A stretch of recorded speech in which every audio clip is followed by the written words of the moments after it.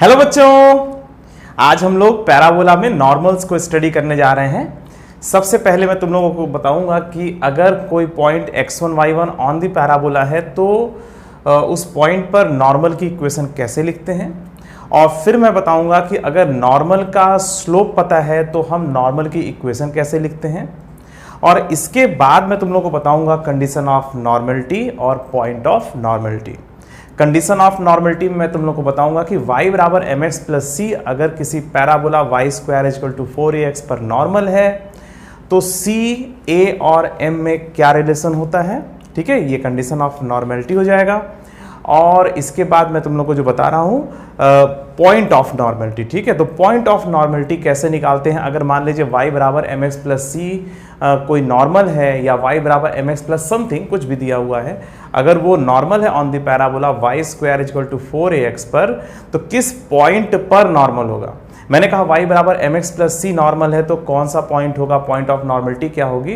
तो यहाँ पर c की वैल्यू भी निकाली जाएगी और साथ साथ पॉइंट ऑफ नॉर्मलिटी भी निकाली जाएगी। ठीक है, तो चलो बच्चों स्टार्ट करते हैं नॉर्मल की एनालिसिस इन द पैराबोला। ठीक है, तो देखो जैसे मान लीजिए कोई पैराबोला है हमारा y square is equal to 4ax। ठीक है, ये पैराबोला है y square is equal to 4ax और इस पर एक पॉइंट दिया हुआ है x1 y1। ठीक है, तो x1 y1 पर नॉर्मल की इक्वेशन हम कैसे लिखें। ठीक है, तो x1 y1 पे इस पॉइंट पर नॉर्मल की इक्वेशन हमें लिखनी है। ठीक है, तो y square equal to 4ax पर ये पॉइंट दिया हुआ है, तो नॉर्मल के लिए आपको इसका स्लोप पता होना चाहिए। इसका अगर स्लोप पता चल जाएगा तो ऑटोमेटिक आप नॉर्मल की इक्वेशन लिख लोगे। आपको पता है ना स्ट्रेट लाइन की इक्वेशन कैसे लिखी जाती है।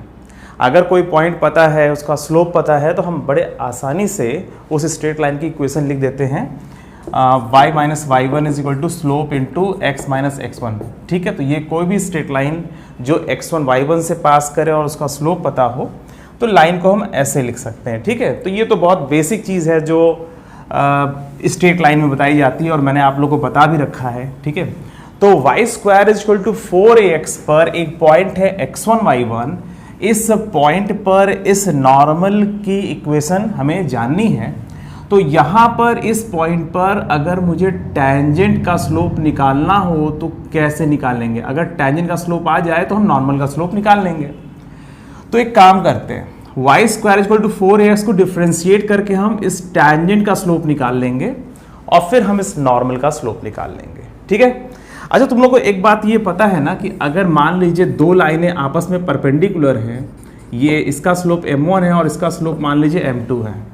ठीक है, तो इनके स्लोप्स का जो प्रोडक्ट होता है, जो मल्टीप्लिकेशन होता है, तो उसकी जो वैल्यू आती है वो -1 आती है। ठीक है, अगर दो लाइनें आपस में परपेंडिकुलर हैं तो उनके स्लोप का मल्टीप्लिकेशन जो है वो आएगा -1। क्लियर। तो अगर हमें टैंजेंट का स्लोप मिल जाए तो नॉर्मल का स्लोप हम ऑटोमेटिक निकाल लेंगे इस वाले रूल से। ठीक है, तो सबसे पहला काम हम इसको डिफ्रेंशिएट करके हम टैंजेंट का स्लोप निकालेंगे। ठीक है, तो चलो बच्चों y square is equal to 4ax को जल्दी जल्दी डिफ्रेंशिएट कर लो। तो y square is equal to 4ax को जब हम डिफ्रेंशिएट करेंगे तो आएगा 2y dy बाई dx बराबर 4a। डिफ्रेंशिएशन से ये हो गया ना। तो टैंजेंट के लिए, टैंजेंट का स्लोप निकालने के लिए आप लोग तुरंत डिफ्रेंशिएट कर लेते हो। ठीक है, तो y स्क्वायर का 2y और y का, और हम x के रिस्पेक्ट में डिफ्रेंशिएट कर रहे हैं तो 2y dy बाई dx और 4ax का 4a, और यहाँ से आ गया dy by dx is equal to 2a by y। ठीक है, तो ये जो टैंजेंट देख रहे हो ना उसका जो स्लोप है dy बाई dx है वो 2a बाई y के बराबर है। तो तुम्हें टैंजेंट का स्लोप तो मिल गया 2a बाई y, तो जाहिर सी बात है इस पॉइंट पर अगर टैंजेंट का स्लोप अगर ये है तो इस पॉइंट पर जो नॉर्मल होगा उसका स्लोप होगा dy बाई dx बराबर -y अपॉन 2a। समझ में आ रही बात। देखो इस पॉइंट पर टैंजेंट का स्लोप अगर 2a बाई y है तो उसी पॉइंट पर नॉर्मल का स्लोप -y अपॉन 2a है। अब देखो चूंकि हमारी जो एनालिसिस चल रही है वो x1 y1 पर हो रही है तो यहां पर हम यहां पर y1 लिख देंगे और यहां पर भी y1 लिख देंगे। ठीक है, तो dy बाई डी एक्स जो 2a बाई वाई आ रहा है ये टेंजेंट का स्लोप है, तो हम इसको लिख देंगे dy बाई डी एक्स बराबर 2a बाई वाई वन। ठीक है, करेक्ट। तो इस पॉइंट पर, चूंकि ये पॉइंट x1 y1 है और ये एक फार्मूले की तरह आ चुका है, तो यहां पर y की जगह हमें y1 रखना है। क्यों? क्योंकि हमें x1 y1 पे चाहिए स्लोप। तो देखो, जब हम इसको डिफरेंशिएट करते हैं तो हमें एक फार्मूला टाइप में मिल जाता है कि dy बाई डी एक्स की वैल्यू हम कैसे निकालेंगे। उसमें y बदलते जाएंगे, dy बाई डी एक्स की वैल्यू बदलती जाएगी। ठीक है, तो यहां पर हमें चूंकि एनालिसिस x1 y1 पर करनी है, तो x1 y1 पर जो टेंजेंट का स्लोप आ रहा है वो आ रहा है 2a अपॉन y1। ठीक है, ये आ रहा है कहां पर? Eight x1 y1। समझ में आ रही बात? तो x1 y1 पर जो स्लोप है, टेंजेंट का स्लोप है, ये है। तो ये तो स्लोप हो गया, slope of tangent at x1 y1। ठीक है, इसको मैं लिख दे रहा हूं। अच्छा, अब इसके बाद जो है हमें dy बाई डी एक्स निकालना है, मतलब स्लोप निकालना है नॉर्मल का। तो dy बाई डी एक्स बराबर minus y one upon 2a हो जाएगा। ठीक है, इन दोनों का प्रोडक्ट -1 होना चाहिए। हाँ, इसका उल्टा करके माइनस लगा दो। ठीक है, तो ये स्लोप हो गया इसके नॉर्मल का। तो इसके जो टेंजेंट का स्लोप है dy बाई डी एक्स वो है कितना? 2a upon y1। तो इसके जो नॉर्मल का स्लोप होगा dy बाई डी एक्स वो होगा माइनस y1 अपॉन 2a। ऐसा इसलिए हुआ क्योंकि हमें इन दोनों का प्रोडक्ट -1 करना है। ठीक है, देखो मैंने तुम लोग को बताया था ना m1 m2 बराबर -1 होता है।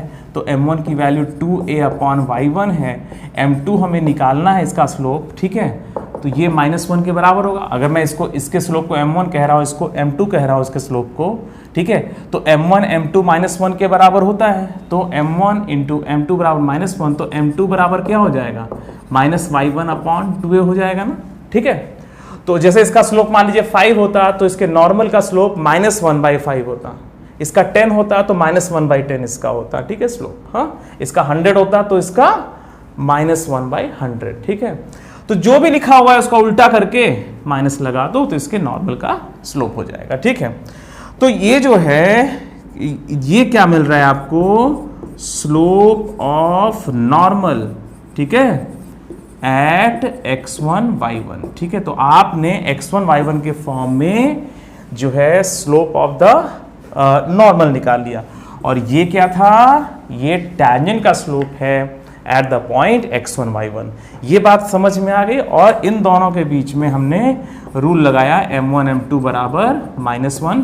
हमें जब एक पता है तो हमें आसानी से दूसरा वाला स्लोप मिल जाएगा। ठीक है, -1 करके पहले टेंजेंट वाले स्लोप को डिवाइड कर दो, ऑटोमेटिक नॉर्मल के स्लोप के बारे में तुम्हें पता चल जाएगा। ठीक है, तो आपको इसके स्लोप के बाद इसका स्लोप मिल गया, ये है -y1 अपॉन 2a।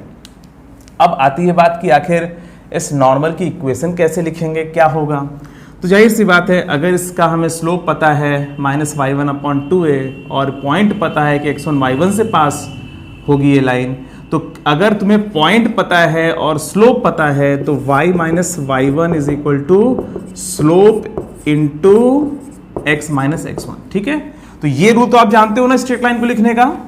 मैंने स्ट्रेट लाइन में ये चीज़ पढ़ा रखा है, कोऑर्डिनेट के बेसिक्स में ये चीज़ मैंने पढ़ा रखा है कि लाइन की इक्वेशन को कैसे लिखते हैं और उसमें क्या क्या इंपॉर्टेंट है। पूरे कोऑर्डिनेट के स्टार्टिंग में पूरे बेसिक्स में क्या क्या आपको जानना चाहिए, तो उसके लिए मैंने प्लेलिस्ट बना रखी है, उसको आप जाके देख लीजिएगा। ठीक है, तो स्लोप पता है, पॉइंट पता है, तो ऑटोमेटिक आपने नॉर्मल की इक्वेशन को लिख दिया। ठीक है, तो ये है x1 y1 के फॉर्म में नॉर्मल की इक्वेशन। अब देखो यही जो इक्वेशन है ना, ये ही बढ़ते बढ़ते बढ़ते बढ़ते पूरे जो है नॉर्मल की एनालिसिस को तुम्हें सिखा देगी।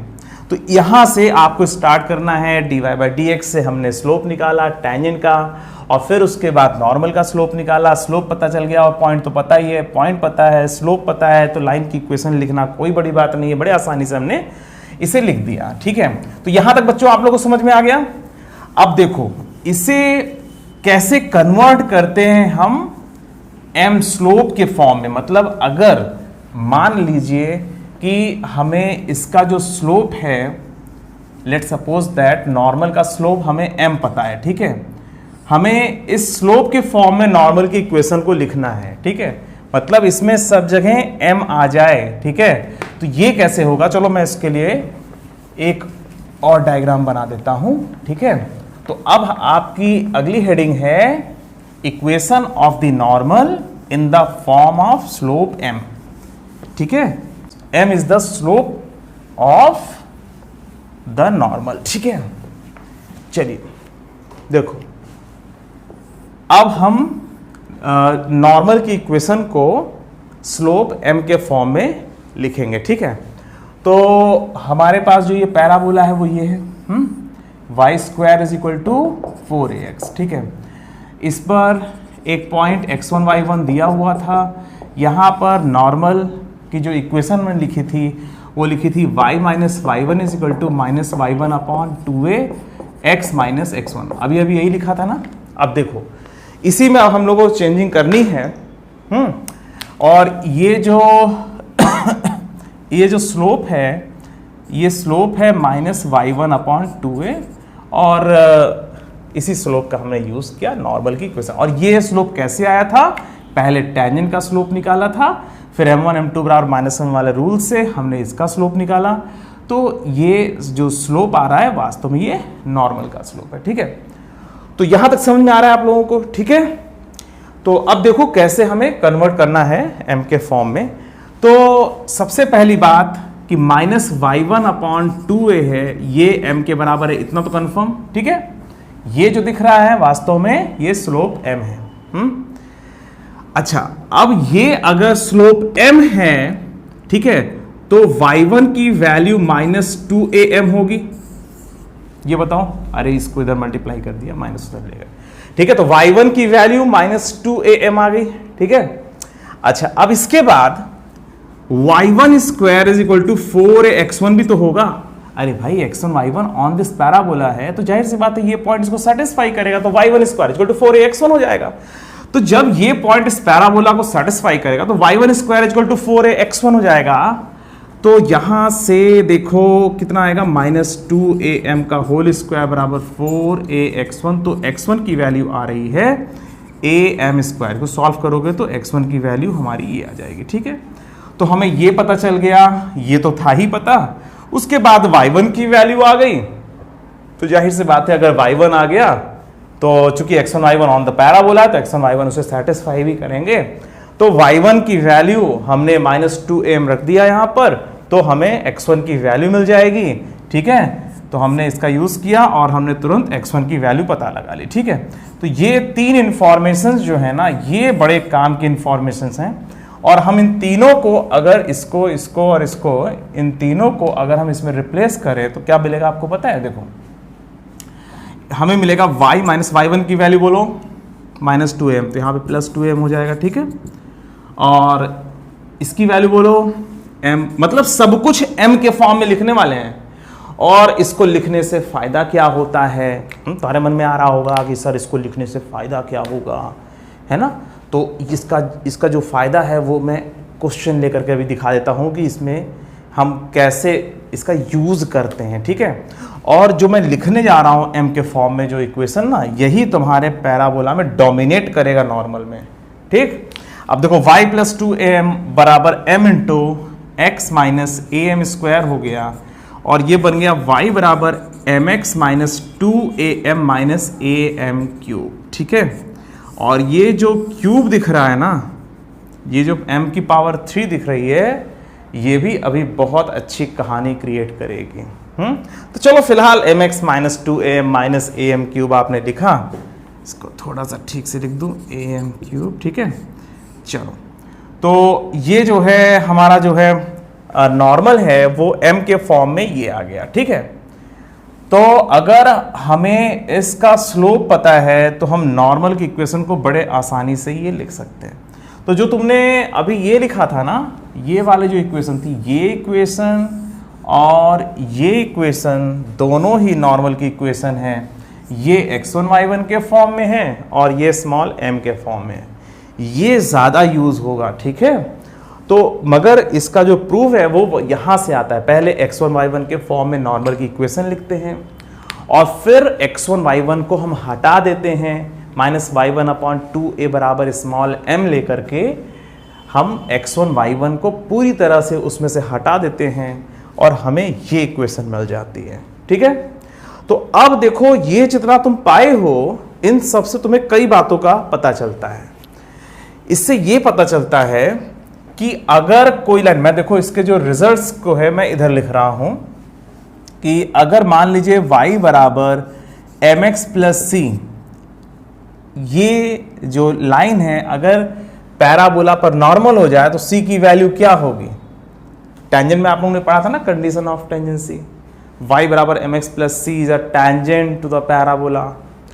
हाँ, Y square equal to 4ax पर अगर टेंजेंट है y बराबर mx प्लस सी तो c बराबर a बाई एम किया था हम लोगों ने वहां पर। यहां पर y बराबर mx प्लस सी अगर किसी पैराबोला पर नॉर्मल है, y बराबर mx प्लस सी अगर किसी पैराबोला पर नॉर्मल है तो c बराबर क्या होगा, इसे कंपेयर कर लो। ठीक है, हमें पता है कि y बराबर mx प्लस सी अगर नॉर्मल है तो नॉर्मल तो ऐसे भी लिखा था y बराबर mx minus 2am minus am cube. ठीक है, तो ये भी नॉर्मल, ये भी नॉर्मल, ये नॉर्मल है तो c की वैल्यू क्या होनी चाहिए भाई, अगर ये नॉर्मल है तो c की वैल्यू यही होनी चाहिए, तो c बराबर minus 2am minus am cube. समझ में आ रही बात, ये कंडीशन ऑफ नॉर्मलिटी है, ध्यान रखना। ठीक है, जो हमने नॉर्मल की इक्वेशन लिखी ना y बराबर mx प्लस सी के फॉर्म में ही है, तब जब y बराबर mx प्लस सी के ही फॉर्म में है तो इसका मतलब ये हुआ कि c की वैल्यू हमें मिल चुकी है और यही कंडीशन ऑफ नॉर्मलिटी है। तो जो मैंने अभी छोटा सा ये प्रूफ लिखा है ना, इसी में कंडीशन ऑफ नॉर्मलिटी भी छिपा हुआ है। क्यों? क्योंकि y बराबर mx minus 2am minus am cube जो लिखा हुआ है ये नॉर्मल की इक्वेशन है, तो y बराबर mx प्लस सी जब भी कोई नॉर्मल दिया रहेगा तो c की वैल्यू डायरेक्टली आप ये लिख दीजिएगा। अगर ये c की वैल्यू हो जाए ऑटोमेटिक वो नॉर्मल हो जाएगा। ठीक है, अभी मैं इसे डायग्राम से भी तुम्हें बताता हूँ, मतलब एक एग्जाम्पल लेकर के तुम्हें और क्लियर करता हूँ। ठीक है, और उसमें डायग्राम भी बना करके मैं समझाऊंगा कि स्लोप के बदलने पर जो है स्ट्रेट लाइन शिफ्ट हो जाता है और नॉर्मल बन जाता है, कैसे बनता है बताता हूँ। ठीक है, तो y बराबर mx minus 2m minus am cube, ये पक्की बात है, नॉर्मल ही है, तो जाहिर सी बात है y बराबर mx प्लस सी अगर नॉर्मल है तो c की वैल्यू यही होनी चाहिए। ठीक है, तो c बराबर minus 2m minus am cube, ये कंडीशन है नॉर्मलिटी के लिए। ठीक है, तो कोई भी लाइन अगर नॉर्मल है तो c बराबर minus 2m minus am cube कर लीजिएगा। ठीक है, याद रहेगा। अच्छा, एक चीज ये है और इसमें एक प्रूफ और हो चुका है। इसमें अगर ये point x1 y1 point of normality अगर करना है, ये तो हो गया कंडीशन ऑफ नॉर्मलिटी, ये जो इतना एनालिसिस है ना ये कंडीशन ऑफ नॉर्मलिटी का है। ठीक है, अगर हम इस पॉइंट x1 y1 को निकालना चाहें तो x1 y1 क्या होगा, देखो x1 y1 होगा, x1 की वैल्यू क्या है, देखो x1 की वैल्यू am स्क्वायर है, तो am स्क्वायर और y1 की वैल्यू क्या है माइनस 2am। ठीक है, ये पॉइंट ऑफ नॉर्मलिटी आ गया, मतलब इसी प्रूविंग में ना, एक छोटी सी प्रूविंग में हमने कई और प्रूफ कर लिए। देखो x1 y1 के फॉर्म में पहले हमने नॉर्मल की इक्वेशन लिखा और उसमें यूज किया dy बाई dx का। ठीक है, जब x1 y1 के फॉर्म में नॉर्मल की इक्वेशन को लिख लिया तो हमारा मन किया कि चलो स्मॉल m के फॉर्म में लिखा जाए। भाई माइनस y1/2a जो है अगर स्लोप m है और नॉर्मल का स्लोप दिया हुआ हो, हाँ, तब हम नॉर्मल की इक्वेशन को कैसे लिखते हैं। तो हमने क्या किया, माइनस y1/2a पर एक ऑपरेशन किया कि ये m के बराबर है, इसका जो स्लोप है वो माइनस y1/2a। ठीक है, तो ये जो नॉर्मल आप देख रहे हैं, इस नॉर्मल का स्लोप हमें पता था माइनस y1/2a, तो माइनस y1/2a को m कर दिया, इसी से तुम्हारा y1 आ गया और y1 आ गया तो x1 आ गया, तो x1 y1 और माइनस y1/2a ये m के बराबर है, तो सब कुछ m के फॉर्म में हमने कन्वर्ट कर लिया, x1 y1 और इसको भी m के बराबर। तो जब हमने इसको उसमें रिप्लेस किया तो m के फॉर्म में हमने पाया कि नॉर्मल की इक्वेशन तो ऐसे होती है, यही होती है।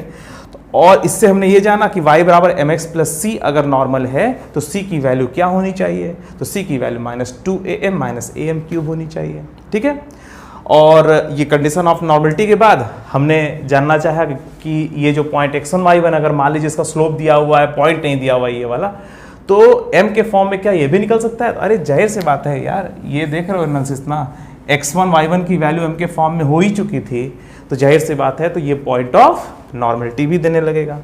तो अब मैं इन सब को एक साथ लिख देता हूं ताकि तुम अच्छी तरीके से उसे जो है याद कर लो। मतलब ये तो आपने नोट कर ही लिया होगा, और इसके साथ साथ आप लोग एक चीज और नोट कर लीजिए, शॉर्ट में मैं लिख दे रहा हूं, ठीक है। देखो यहां पर सबसे पहले कि जो है आप लोगों को नॉर्मल की इक्वेशन का फॉर्म जो है आपको दोनों याद होना चाहिए, हमेशा याद होना चाहिए, ठीक है। देखो y माइनस y1 बराबर minus y1 upon 2a x minus x1, ये x1 y1 के फॉर्म में नॉर्मल की इक्वेशन है। y बराबर mx minus 2am minus am cube, ये जो है नॉर्मल की इक्वेशन ही है मगर m के फॉर्म में है, ठीक है। m is the slope of the normal. और y बराबर mx प्लस c, ठीक है। इफ y बराबर mx plus c is normal then c बराबर minus 2am minus am cube, ये आप लोग याद रखिएगा, ठीक है। ये सब यूज बहुत होता है, ठीक है।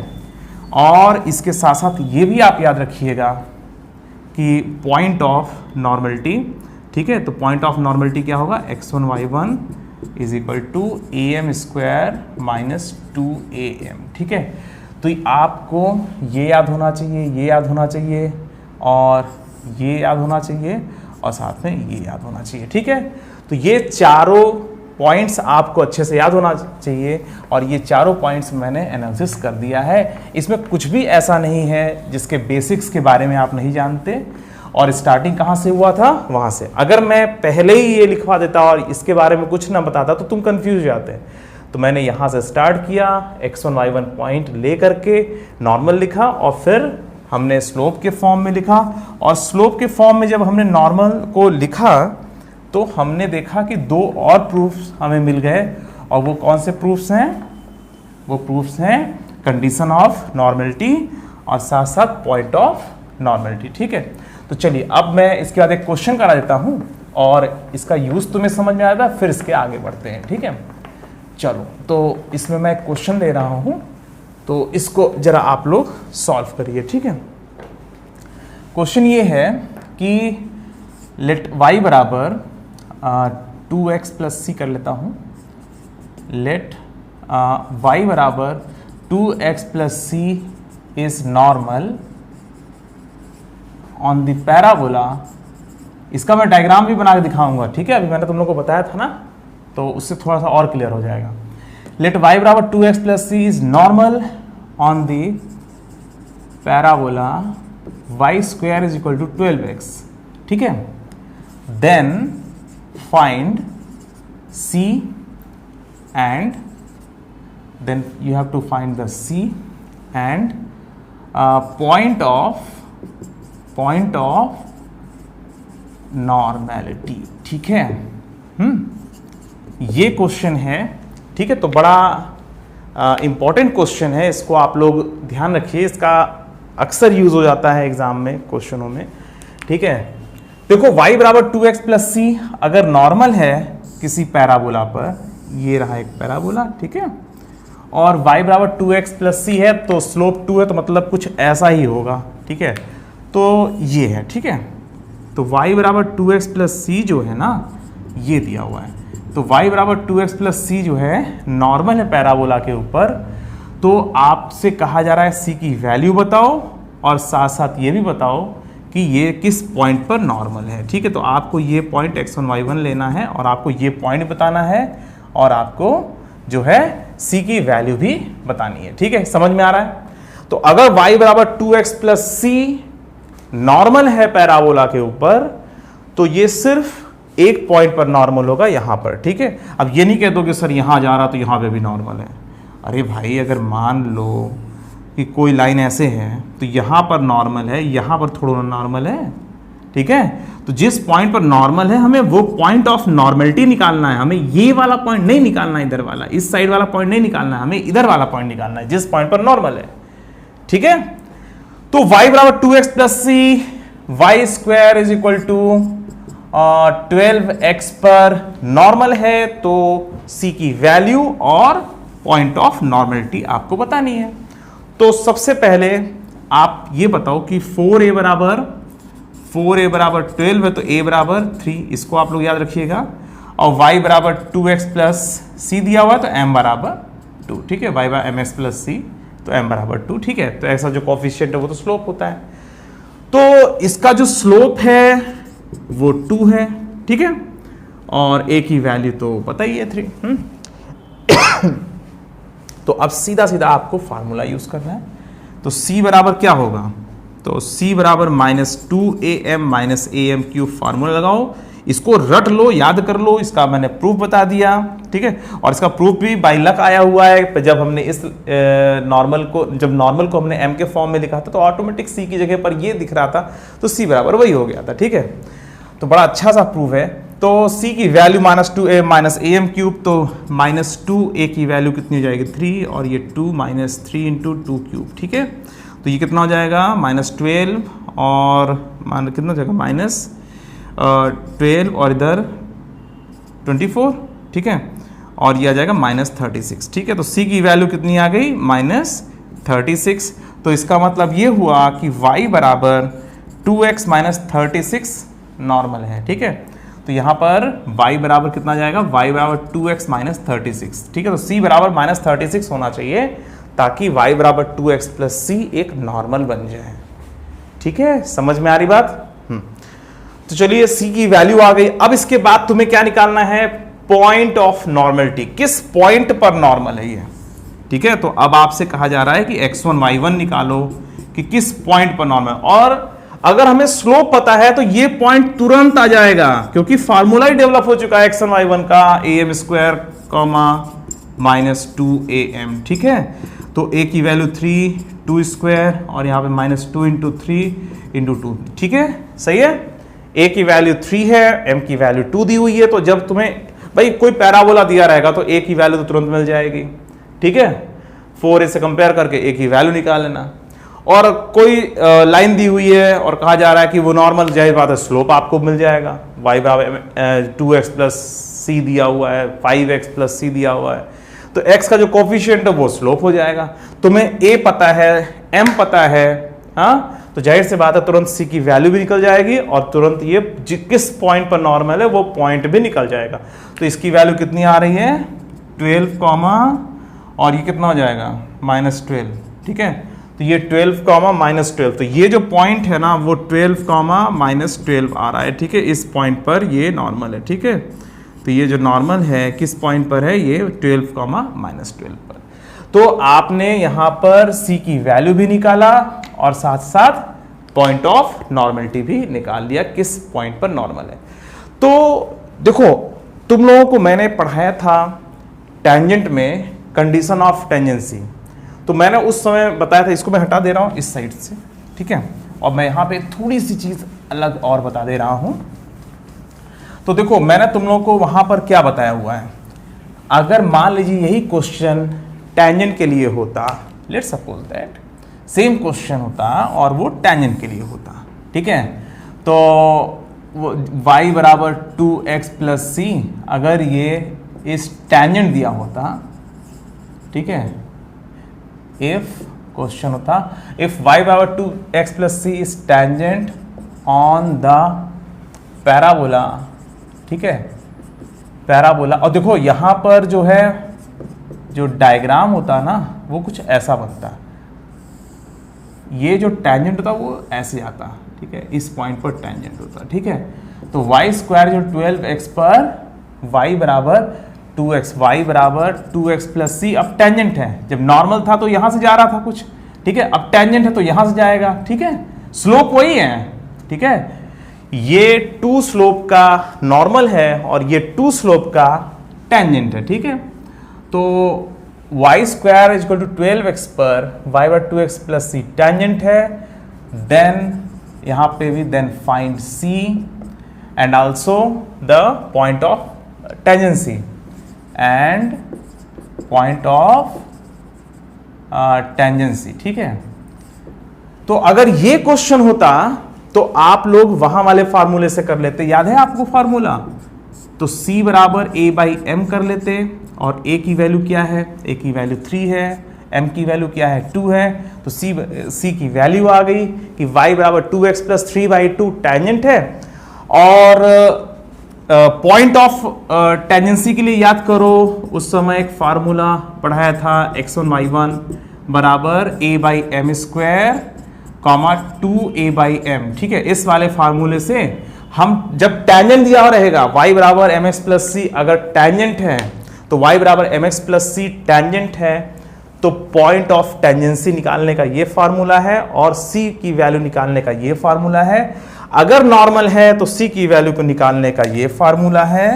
ठीक है, और point x1 y1 point of normality, किस पॉइंट पर नॉर्मल है उस पॉइंट पर निकालने का ये वाला फार्मूला है। ठीक है, तो वहां से यहां पर देखो 3/2 स्क्वायर और कॉमा 2 × 3 बाई, और यहाँ पर m की वैल्यू 2, और इससे आपका आसानी से आंसर 3/4, 3 आ जाता।